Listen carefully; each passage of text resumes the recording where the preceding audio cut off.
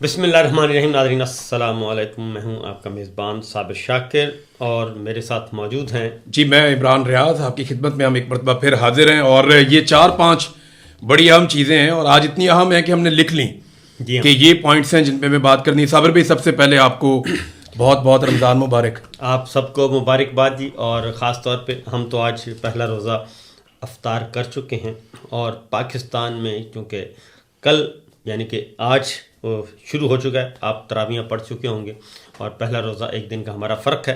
تو آپ سب کو بھی بہت بہت مبارکباد. اللہ تعالیٰ یہ رمضان جو ہے وہ پاکستان کے لیے سلامتی لے کے آئے, امن لے کے آئے اور سکون لے کے آئے. اور اگلے رمضان المبارک انشاءاللہ ہم سب اکٹھے ہوں گے. ہو سکتا ہے اسی رمضان میں ہم چلے جائیں, ہم تو روزانہ یہ امید رکھتے ہیں اللہ سے انشاءاللہ العزیز.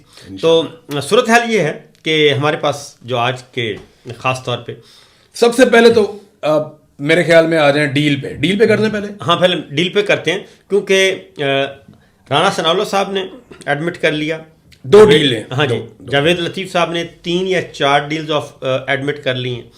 اسی طریقے سے گنڈاپور نے بھی ایڈمٹ کر لیا ہے, 2 انہوں نے کی ہیں, 2 انہوں نے کر لی ہیں. اور شیر افضل مروت نے 3 کی ہیں, 3 کی ہیں.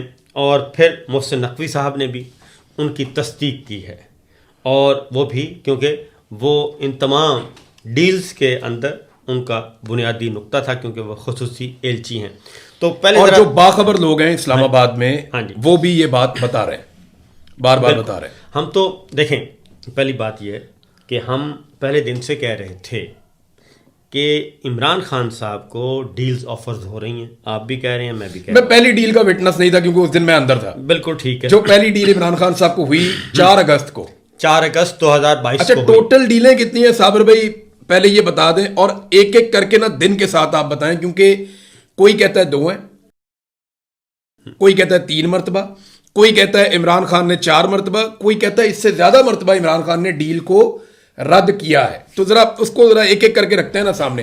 ایک تو 4 والی ہو گئی, پہلی ڈیل ہوئی 4 اگست 2023 کو, گرفتار ہونے سے ایک دن پہلے. اور اس ڈیل میں بھی انوالو تھی ایک برٹش گورنمنٹ انوالو تھی, ٹھیک ہے, اور انہوں نے کہا کہ آپ فلائٹ لیں اور برطانیہ میں آ جائیں اپنے بیٹوں کے پاس, لیکن اگر نہ آئے تو پھر آپ کو گرفتار کر لیا جائے گا. لہٰذا 4 اگست کو انہوں نے یہ ڈیل ریجیکٹ کر دی عمران خان نے, اور 5 اگست کو ان کو گرفتار کر کے اٹک جیل پہنچا دیا گیا. ٹھیک ہے. نمبر 2, دوسری ڈیل جو ہے وہ ہوئی الیکشن 8 فروری جب الیکشن ہو گیا, ڈکیتی کے فوراً بعد 9 اور 10 فروری کی درمیانی شب جب اڈیالہ جیل کی بتیاں بجھا دی گئیں, بلکہ اڈیالہ روڈ کی بتیاں بجھا دی گئیں, اور اس میں جنرل صاحب گئے. جنرل صاحب سینئر موسٹ جنرل صاحب بنفس نفیس گئے, اور زیادہ امکان یہ ہے کہ وہ تھے جنرل صاحب شمشاد مرزا صاحب. اچھا, وہ گئے اور ان کو بھیجا تھا کہ جناب ڈکیتی ہم نے مار دی ہے, ڈکیتی مار دی ہے, تو آپ جائیں اور عمران خان صاحب کے ساتھ معاملہ طے کریں گے. ٹھیک ہے جی, ہم آپ کو آپ کی پارٹی کو دے دیتے ہیں, تو لیکن ہمارے ساتھ معاملہ طے کریں. عمران خان صاحب نے ریجیکٹ کر دی. انہوں نے کہا کہ میرا مینڈیٹ ہے, مجھے واپس کریں, اس کے بعد بات کریں گے. تو اس کے بعد ہوا یہ کہ مبینہ طور پر جنرل صاحب شمشاد مرزا صاحب کو بھی, یا جو بھی اس وقت گئے تھے جنرل صاحب, ان پہ بھی شک کیا گیا کہ انہوں نے پورا پریشر نہیں ڈالا, لہٰذا وہ بھی زیر عتاب آئے بعد میں. لیکن 3-4 مقدمات میں عمران خان صاحب کو لگ بھگ کوئی 30-40 سال کی سزا ہو گئی تھی. جنوری میں انہوں نے, فروری کے شروع میں ایک ہفتے میں 3 سزائیں دے دی تھیں. پریشر تو بہت تھا, پورا الیکشن چھین لیا تھا. بالکل. اب اس سے زیادہ پریشر تو کوئی نہیں بنا سکتا نا. اس وقت یہ ڈیل گئی تھی. جی ہاں. اور خان نے کہا نہیں, بالکل نہیں, کیونکہ عدت کیس میں رات 2 بجے سزا سنائی گئی. اس کے بعد سائفر کیس میں رات 2 بجے سزا سنائی گئی. توشہ خانہ والا ایک تھا, ہاں جی, وہ راتوں رات سزائیں سنائی گئیں. اور اس کے بعد قاضی فائز صاحب نے بلہ چھین لیا.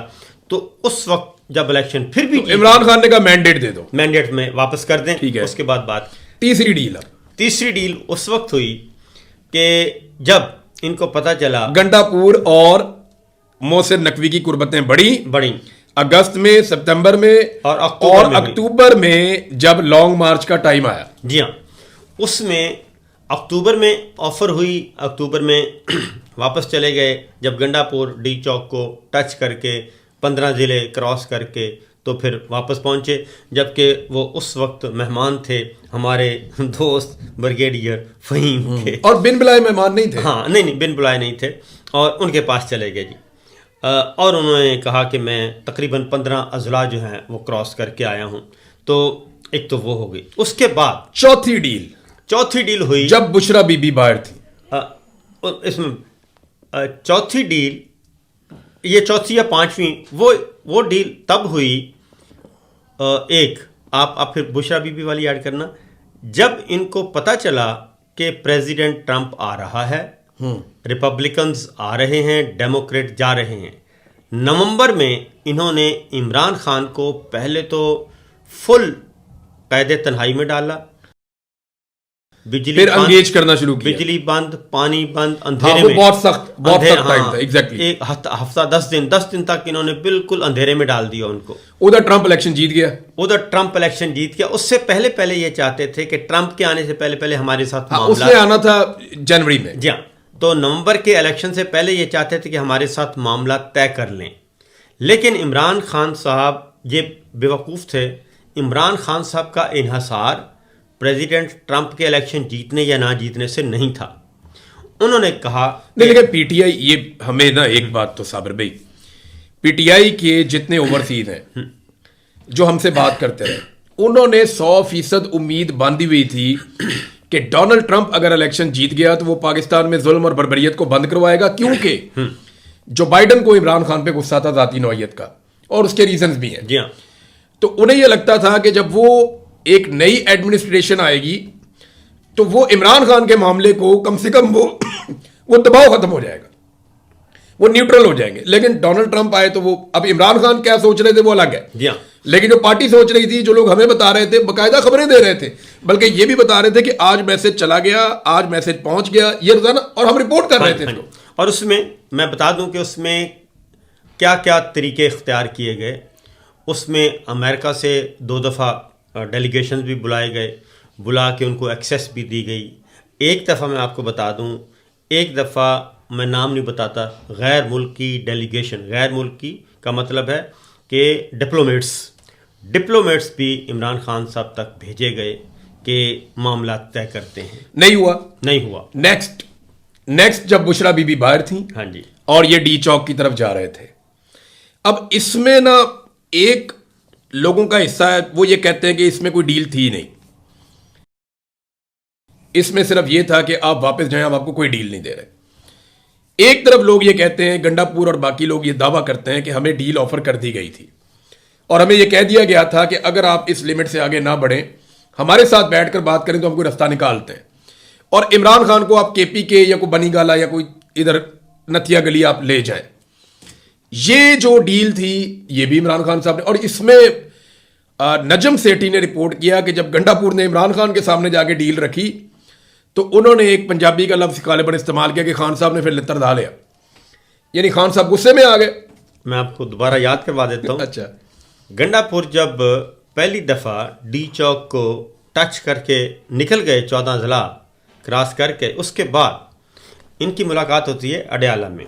ریکال کر لیں آپ، اڈیالہ میں ملاقات ہوتی ہے تو اس میں گنڈا پور بھی تھے، اس میں پی ٹی آئی، ہم 5ویں ڈیل کی بات کر رہے ہیں، ابھی پہنچے ہم 5ویں تک. پی ٹی آئی کے باقی لوگ بھی تھے. تو عمران خان صاحب نے گنڈا پور کو کہا کہ گنڈا پور تم واپس کیوں گئے؟ گرفتار ہو جاتے. اور تم گرفتار ہو جاتے تو تمہارا قد کاٹ، اور پھر ڈیڈ لائن بھی دی. ہاں، آپ تو آگے تک چلے جاتے. آپ کو کس بیوقوف نے کہا کہ تم واپس چلے جاؤ، گرفتاری سے ڈر کے بھاگ جاؤ؟ تو گنڈا پور کے پاس کوئی جواب نہیں تھا. پھر ایک اور آپ کو بتاؤں کہ امریکنز گئے، امریکن ڈاکٹرز اور ان کے ساتھ بزنس مین، یہ لوگ گئے. ان میں سے ایک بزنس مین کو عمران خان سے ملوایا بھی گیا. یس آف کورس، اس نے بھی کوشش کی اور وہ ڈیل بھی عمران خان نے نہیں لی. ایک واقعہ وہ بھی ہے. جی ہاں، اب یہ ہو گئے 5-6 واقعات. اب آ جائیں ریسنٹ پہ صابر بھائی، ریسنٹ پہ آ جائیں. 2025 پورا گزر گیا. ہاں جی، 2025 ایک ایسا سال ہے جس میں عاصم منیر صاحب کو अप्रैल में जाके बहुत दबाव का सामना करना पड़ा और उन्हें लगा कि अब हमें रास्ता निकालना पड़ेगा वरना पाकिस्तान नहीं चलेगा। और उसकी एक बड़ी वजह यह थी कि पाकिस्तान की मिलिट्री एस्टेब्लिशमेंट के अंदर यह सोच पैदा हो रही थी कि अवाम हमसे बहुत दूर चली गई है। नरेंद्र मोदी ने इनका फायदा कर दिया, इन्होंने तैयारे गिरा दिए एयरफोर्स ने। हाँ जी।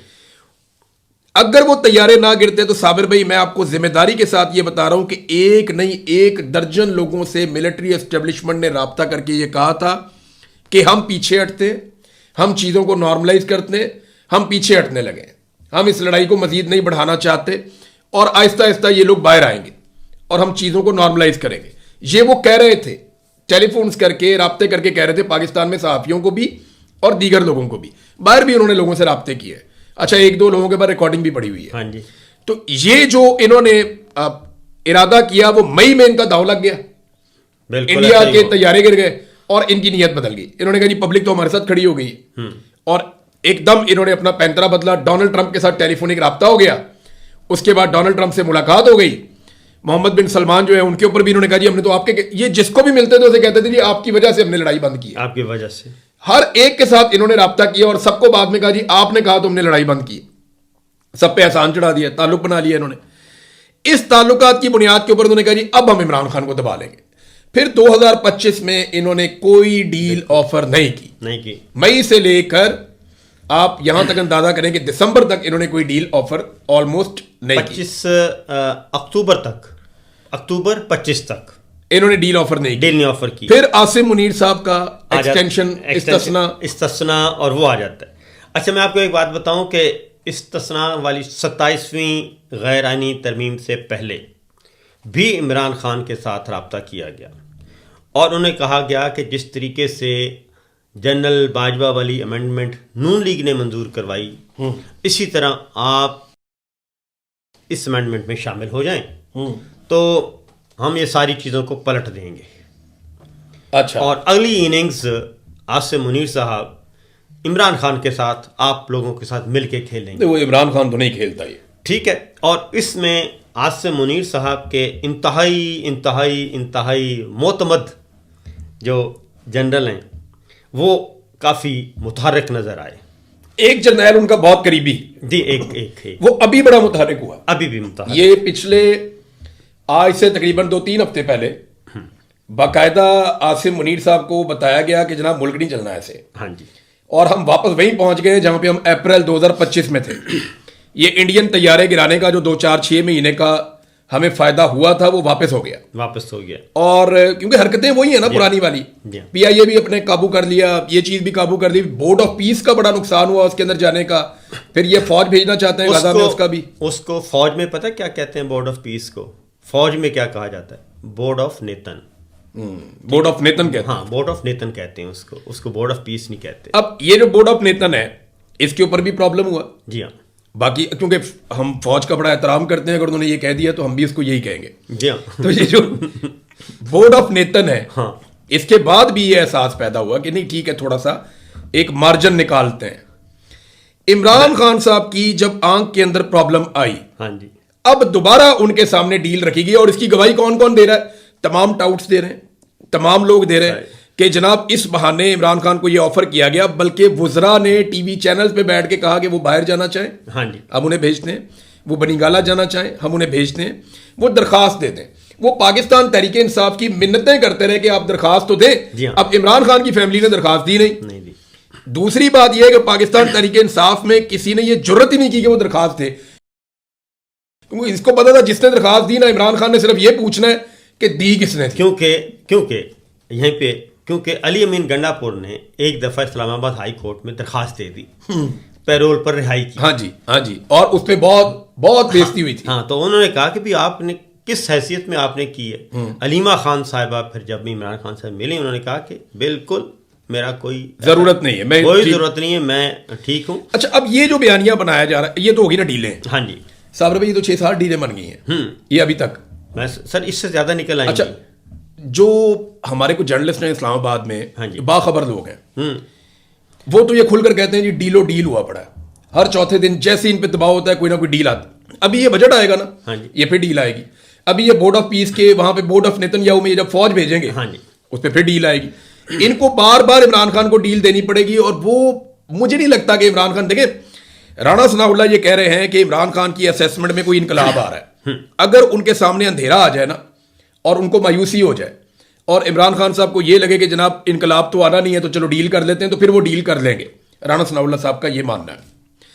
صابر بھائی اس کو تھوڑا سا اگر آپ مجھے اجازت دیں میں کلیئر کروں. عمران خان نے جو جملہ بولا ہے نا, 1 مرتبہ نہیں 1000 مرتبہ, کہ جب تک میرے میں خون ہے بالکل میں آخری سانس تک ان کا مقابلہ کروں گا, میں اکیلا بھی رہ گیا تو ان سے لڑوں گا. یہ عمران خان نے عزم کیا ہوا ہے. عمران خان کو پبلک کو دیکھ کے یہ لڑائی نہیں لڑ رہا, اپنی لیڈرشپ کو دیکھ کر یہ لڑائی نہیں لڑ رہا. عمران خان نے آخری 2 پیغام جو بھیجے ہیں نا, اس میں نہ عمران خان نے میرے پاکستانیوں سے بات کی ہے, نہ عمران خان نے اپنی پارٹی کے لیے کوئی پیغام بھیجا ہے. عمران خان نے اپنی بہنوں کے لیے پیغام بھیجا. اس کو آئیڈیا ہو گیا عمران خان کو کہ سارے لوگ کہاں کہاں کھڑے ہیں. یہ پارٹی کو اپنا احتساب خود کرنا چاہیے. یہ اسلام آباد کے ریڈ زون کی 3 عمارتوں کے اندر قید ہو جانا یہ کوئی تحریک ہے؟ یہ تو تحریک سے جان چھڑانے والی بات ہے کہ کل کو کچھ ہو جائے تو ہمارے کھاتے نہ پڑ جائے. تو سر عمران خان جو کھڑا ہے یا جو اصول اپنا لیا اس نے, یہ اس نے اپنی ذات تک محدود کیا ہے اس کو, کہ میں اس لڑائی کو لڑوں گا اور میں اس میں ہار نہیں مانوں گا. اب اس میں کیا کہتا ہوں, آپ کیا کہتے ہیں, سوشل میڈیا کیا کہتا ہے, عمران خان کی بہنیں کیا کہتی ہیں, عمران خان کی پارٹی کیا کہتی ہے, اس سے کوئی وہ ریلیونس ہی نہیں ہے. اس کی وجہ ہے کہ عمران خان کو یہ بات اچھی طرح اندازہ ہو گیا ہے کہ عوام اور عمران خان کے درمیان اب کسی تیسرے کی ضرورت نہیں ہے. کسی تیسرے کی نہیں, آپ ایک لمحے کے لیے فرض کریں عمران خان پبلک میں پاپولر نہیں رہتے, فرض کریں, تو آپ کو لگتا ہے کہ وہ ڈیل کر لیں گے؟ نہیں, وہ بالکل ڈیل نہیں کریں گے. اور اس کی ریزن میں آپ کو بتا دیتا ہوں کہ عمران خان کا جو انہوں نے ایک ماڈل تیار کیا نا اپنی پولیٹیکل پارٹی کا, یہ اصل میں ہمارے سمجھتے رہے ہیں کہ وہ بیوقوف ہے. وہ بیوقوف نہیں تھا, وہ نہ بیوقوف تھا, نہ ہے, نہ ہوگا. اس نے اپنی پارٹی کو بڑے سائنٹیفک بنیادوں پہ جدید ترین خطوط, جدید ترین ٹیکنالوجیز کو استعمال کرتے ہوئے اس نے بڑی سائنٹیفک بنیادوں پہ اس نے اپنی پارٹی کو اسٹیبلش کیا. سوشل میڈیا پہ کیسی فورس کھڑی کی, ٹھیک ہے نا, اسٹیبلش کیا. اور انہوں نے ایک ایسی فورس اس کی ہے جس پہ یہ کچھ بھی نہیں کر سکتے. ٹھیک ہے, نہ اس کو گرفتار کر سکتے ہیں, نہ اس کو مار سکتے ہیں, نہ اس پہ پابندی لگا سکتے ہیں, کچھ بھی نہیں کر سکتے. اور وہ ہے سوشل میڈیا. اور سوشل میڈیا نے آگے جا کے مزید تگڑا ہونا ہے. تو اس لیے یہ سمجھتے رہے کہ یہ گراؤنڈ پہ کرتے رہے کہ ایک ایم پی اے کو, الیکٹیبلس کو قابو کر لیا, اس کو کر لیا, اس ایم این اے کو, اس وزیر کو, اس مشیر کو, یہ اس کی ہے ہی نہیں, اس کا ماڈل نہیں ہے. لہٰذا آپ یہ دیکھیں کہ جو ہماری جین زی اور جین اے ہے وہ اگلے 30 سال کا سوچ رہا ہے, اگلے 50 سال کا. یہ نہیں قابو کر پائیں گے. دیکھیں نا, D G I S P R, کبھی آپ نے سنا تھا کہ یونیورسٹیوں اور کالجوں میں ایسے چکر لگا رہے ہیں اسکولوں میں؟ سر مدرسوں میں جا رہے ہیں, ہر جگہ پہ, مدارس میں, اسکولوں میں, کالجز میں بچوں کو سوالات لکھ کر دیے جاتے ہیں, کوشش کی جاتی ہے. آپ مجھے بتائیں کہ 1000 کے ہال میں کوئی 10 بچے بھی یہ توڑ لیتے ہوں گے؟ کوئی سوال ہی پیدا نہیں ہوتا. مریم نواز جو 2-3 ہزار بچے اکٹھے کر لیتی ہیں جا کے ہر یونیورسٹی میں, ادھر ادھر سے بھی بچے بلائے جاتے ہیں, وہ ایک ہی بچی ہے, وہ ہر جگہ پہ نظم سنا دیتی ہے کوئی نہ کوئی. اب سوشل میڈیا کا دور ہے, لوگ پکڑ لیتے ہیں. میرا یہ سوال ہے کہ کیا وہاں پہ کوئی امپیکٹ آتا ہے؟ بعد میں آپ کیمرہ لے جائیں, بچوں سے پوچھیں, بچے آپ کو بتا دیں گے کہ وہ کیا سوچ رہے ہیں مریم نواز کے بارے میں. کوئی امپیکٹ نہیں, یہ صرف ڈرامہ کر رہے ہیں. اب اگلی بات جو ہے, یہ سارا ہو کیا رہا ہے؟ ہو یہ رہا ہے کہ اس میں خاص طور پہ میں اپنا کہوں گا عاصم منیر صاحب سے مخاطب رہتے ہیں. عاصم منیر صاحب جو ہے نا, وہ اس وقت کمزور ترین پوزیشن میں ہے. میں جو بار بار کہتا ہوں کہ عاصم منیر صاحب کو اپنے پاکستان پہ رحم کرنا چاہیے, اپنے ادارے پہ رحم کرنا چاہیے. سر ادارے کو یہ سوچنا چاہیے کہ عوام سے اتنی نفرت کما کر ادارے کو کیا ملا. ادارے صابر بھائی چند شخصیات ہیں نا, دیکھیں اگر 2-4 بندوں نے فائدہ اٹھا لیا تو اتنی بدنامی کما کر, عوام سے اتنی دوریاں پیدا کر کے, عوام کے دل میں اتنی نفرت ڈال کے, بطور ادارہ فوج کو کیا ملا؟ کچھ بھی نہیں ملا. اب یہ سوال ادارے کو اپنے آپ سے پوچھنا چاہیے. کوئلوں کی دلالی میں کیا ہوتا ہے؟ منہ کالا ہوتا ہے. اب انفارچونیٹ الفاظ ہمیں استعمال کرنے پڑ رہے ہیں, لیکن سیریسلی بات یہ ہے کہ فوج کا اور پاکستانی لوگوں کا ایک رومانس چل رہا ہے کئی دہائیوں سے. اس میں نا ایک خلیج پیدا ہو گئی. عوام میں اور فوج میں بدقسمتی سے، اور ہوئی ہے. دیکھیں ایک لوگ ڈرتے ضرور ہیں لیکن جو لوگ بولتے ہیں سر وہ کہتے ہیں، صاف کہتے ہیں. میں آپ کو بتاتا ہوں، میں فوج اور فوج کے افسروں فوج کو سمجھنی چاہیے یہ بات کہ 2-3 بندوں کے فائدے کے لیے پورے ادارے نے کیا کمایا، کچھ بھی نہیں، کیا ملا، کیا اپنا دامن داغدار کیا ہے. نا. یا تو سب کی تنخواہیں 4 گنا ہو گئی ہوں، یا تو کوئی بہت زیادہ ان کو کوئی فائدہ ہو گیا ہو، یا کوئی بہت بڑا ملک ہم نے ایک اور فتح کر لیا ہو. دیکھیں نا اچیومنٹ کیا ہے اتنی بڑی. دیکھیں اس کی اچیومنٹ کس کو ہے؟ فوج کی بدنامی ہو رہی ہے، فائدہ کس کو ہو رہا ہے؟ مریم نواز کو. مریم نواز کو. فوج کی بدنامی ہو رہی ہے، فائدہ کس کو ہو رہا ہے؟ انڈیا کو. بلاول زرداری کو. سر انڈیا کو، پاکستان میں ہے نا. ہاں بلاول زرداری کو فائدہ ہو رہا ہے، ایمل ولی خان کو فائدہ ہو رہا ہے، انڈیا کو فائدہ ہو رہا ہے. بلوچستان کے اندر جو علیحدگی پسند ہے انہیں فائدہ ہو رہا ہے. اس کا فائدہ ٹی ٹی پی کو ہو رہا ہے، اس کا فائدہ انڈیا کو ہو رہا ہے، اس کا فائدہ پاکستان کے ہر دشمن کو ہو رہا ہے کہ پاکستان کی عوام اور فوج میں دراڑ پیدا ہو رہی ہے. اور دراڑ جس وجہ سے پیدا ہو رہی ہے اس کا مفاد صرف چند لوگوں کو ہے، چند، جو ایک سیاسی ٹولہ ہے چھوٹا سا، اور 3-4 لوگ ہیں. 3-4 لوگ ہیں سر، 3-4 لوگ ہیں اور 2 خاندان ہیں، اس کے علاوہ 5واں بندہ. پوری فوج کو کیوں قربان کریں بھائی؟ ہم نے اس کو خون پسینے کی کمائی سے پالا فوج کو. ایسا ہی ہے. پوری فوج کا جو ہے وہ اپنے امیج داؤ پہ لگا دیا صرف اور صرف چند لوگوں کے فائدے کے لیے. صابر بھائی یہ کیونکہ کافی لمبا ہو گیا ویلاگ، ہمیں اس کو تھوڑا کنکلوڈ کر دینا چاہیے کیونکہ اور چیزیں ان پہ ہم نے بات کرنی ہے ابھی. تو کنکلوژن یہ ہے کہ عمران خان صاحب ڈیل نہیں کر رہے. اگر مایوسی کا بدترین ٹائم بھی ہوگا تو آپ کی اسیسمنٹ میں وہ ڈیل نہیں کرے گا. حالانکہ بہت زیادہ مایوسی کا وقت آیا، 26 نومبر کے بعد بہت مار پڑی. عمران خان نے کہا جاؤ جا کے مذاکرات کرو، لیکن ڈیل اس نے اس وقت بھی نہیں کی. عمران خان کی شرائط مجھے کوئکلی ذرا آپ بتا دیں کہ وہ کون سی شرائط ہے جو عمران خان صاحب کہتے ہیں کہ اگر میرے ساتھ بات کرنی ہے تو ان شرائط پہ آؤ. وہ کیا؟ بڑی اچھا ڈیل میں اور پولیٹیکل سیٹلمنٹ میں، یعنی آپ نے ملک کو چلانا ہے، بات چیت تو آپ کو کرنی پڑے گی نا. اس پہ فرق کیا ہے؟ میں آپ کو بتا دیتا ہوں. عمران خان کے پاس جتنے بھی جب بھی میسج گئے، عمران خان نے واضح طور پر کہا کہ وہ فوج کے خلاف نہیں. فوج، پی ٹی آئی، عوام ایک ہیں، لازم و ملزوم ہیں، ایک پیج پہ لازم و ملزوم ہیں.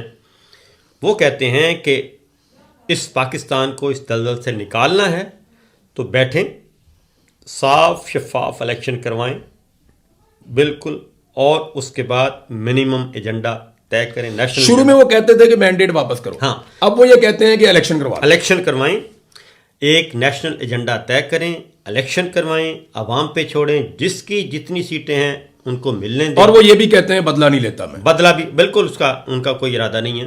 اور لیکن یہ ایک دوسرے کو ڈراتے ہیں کہ بہو آ رہا ہے. ڈراتے اس لیے، اچھا ڈرتے کون ہیں؟ ڈرتے اس لیے ہیں، یہ ڈرتے ہیں جرائم بہت بڑے کر دیے، جرائم بہت زیادہ بڑے کر دیے ہیں. یہ جو سیاسی خاندان اور یہ آپس میں ان کا گٹ. سر دیکھیں نا، میں اگر عمران خان یہ معاف کر دیتا ہے کہ میرے ساتھ جو ہوا میں نے معاف کیا، جو لوگ مارے گئے ان کے گھر والے نہیں معاف کرتے تو پھر دیکھیں شہید ارشد شریف کا خون آپ معاف کریں گے؟ آپ کے پرانے دوست ہیں وہ. میں ایک بات بتاؤں کہ ارشد شریف کا جو قتل ہے وہ جنرل عاصم منیر صاحب کے دور میں نہیں ہوا، ٹھیک ہے، ان کے دور میں نہیں ہوا، لیکن ندیم انجم کا دور تھا. مجھے ندیم انجم، میں حیرانی ہوتی ہے کہ جنرل عاصم منیر صاحب کو اس معاملے میں آگے آنا چاہیے. نہیں، وہ ایکچولی ابھی بھی جو صاحب اس وقت ڈی جی سی تھے وہ ابھی بھی ہیں. تو وہ یہ تو ہے نا. میرے خیال میں اس کو یہاں کنکلوڈ کر دیں نیکسٹ ویلاگ کے، کیونکہ ٹائم بہت زیادہ ہو گیا. کچھ کہنا چاہ رہے ہیں آپ؟ بالکل بولیں. میرا خیال ہے کہ یہیں پہ چھوڑتے ہیں کیونکہ ورنہ پھر بات دور تک نکل جائے گی. بہرحال ڈی جی سی فیصل نصیر صاحب جو ہیں یہ وہ ایک، کیونکہ ان کا کنٹرول ہے، ایجنسی ہے ان کے پاس اور ڈی جی سی ہیں وہ، تو میرے خیال میں وہ نہیں چاہتے کہ اس وقت یہ والا کیس، ان کا نام بھی ہے اس مقدمے میں. دیکھیں جن لوگوں کا نام ہے ان میں بریگیڈیئر فہیم اور ان کے اندر فیصل نصیر ہے، باقی سارے اس کے اندر کچھ ریٹائر ہو گئے. ایک بریگیڈیئر تھے اس کے آئی ایس آئی کے، وہ بھی ریٹائر ہو گئے ہیں، بریگیڈیئر شفیق.